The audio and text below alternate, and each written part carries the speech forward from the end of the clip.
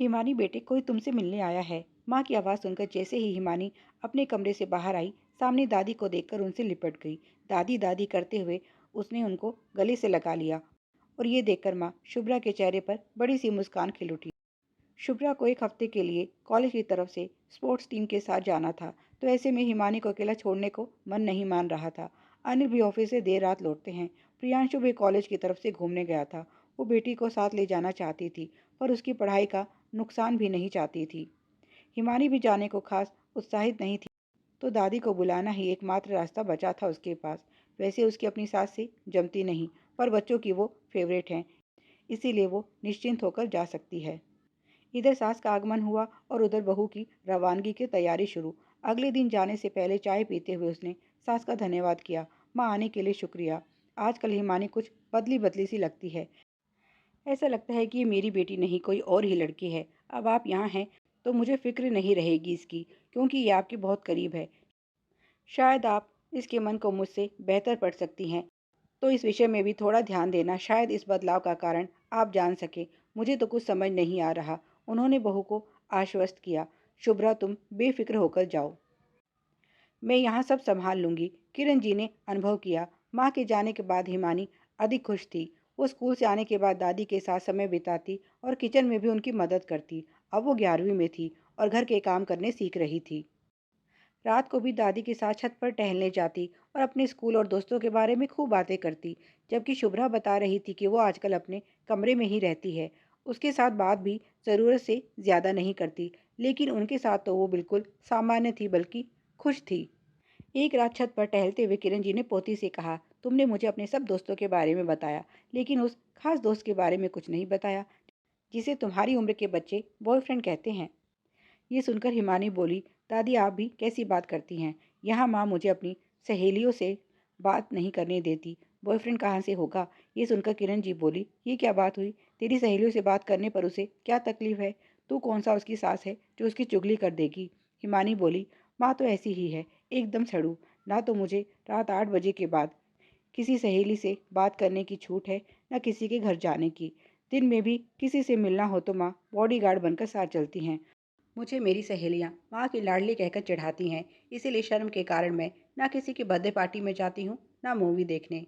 कुछ तो स्पेस मुझे भी चाहिए, पर माँ है कि उनको कुछ समझना ही नहीं है। उन्हें मुझ पर ज़रा भी भरोसा नहीं, तभी तो निगरानी के लिए हर समय साय की तरह मेरे साथ चलती हैं। अब जब वो घर पर नहीं है, तो मुझे इस आज़ाद हवा में सांस लेना अच्छा लग रहा है।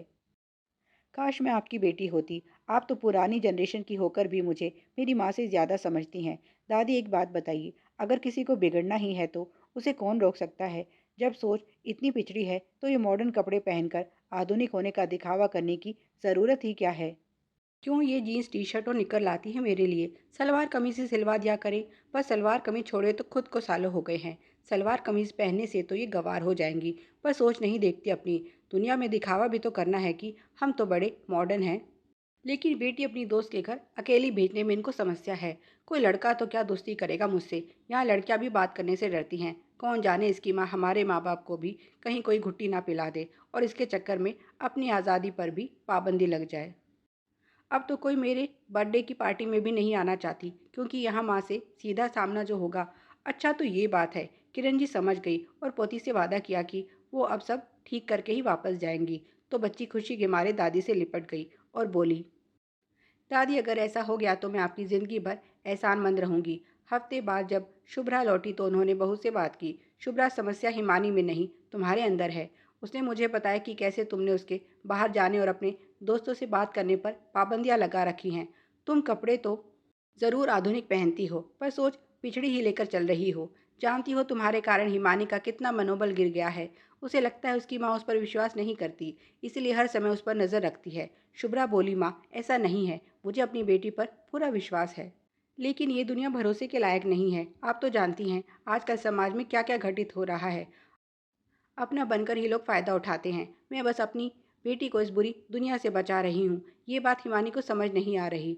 मैं खुद कॉलेज में ना जाने रोज कैसे कैसे दृश्य देखती हूँ, तो डर लगता है माँ, कहीं मेरी हिमानी भी इन सब बुराइयों में ना फंस जाए। किरण जी बोली, बहू मुझे तुम्हारी नीयत पर शक नहीं है। हाँ, तुम्हारे तरीके से ज़रूर आपत्ति है। जब तक बच्चा गिरता नहीं तब तक चलना नहीं सीखता। तुम अपनी बेटी में विश्वास जगाओ, जहाँ वो लड़खड़ाए उसे थामने के लिए खड़ी रहो, उसे मौका तो दो सही गलत में अंतर करने का। जो तुम उसे सिखाने में लगी हो वो तुम्हारा अनुभव हो सकता है, उसका नहीं। उसे अपने अनुभव करने दो। मुझे तो अपनी बेटी पर पूरा यकीन है कि वो कुछ गलत नहीं करेगी। थोड़ा यकीन तुम भी रखो, ऐसे तो ये फूल खिलने से पहले ही मुरझा जाएगा। उसकी आज़ादी छीन कर नहीं, बल्कि उसे आज़ाद करके तुम सही मायने में उसका भला करोगी। मैं नहीं कह रही कि तुम उसे कहीं भी किसी के साथ घूमने की छूट दो, पर इतना तो हो कि वो अपनी समझ से सही फैसले कर सके। दुनिया खराब है, इसका मतलब ये नहीं कि हम जीना ही छोड़ दें और घर में बंद हो जाएं। हाँ, इतना ज़रूर हम कर सकते हैं कि अपने बच्चों को इतना सशक्त बनाएं कि वो किसी भी मुश्किल से निपट सके। हिमानी के लिए इतना सब, और प्रियांशु उसका क्या?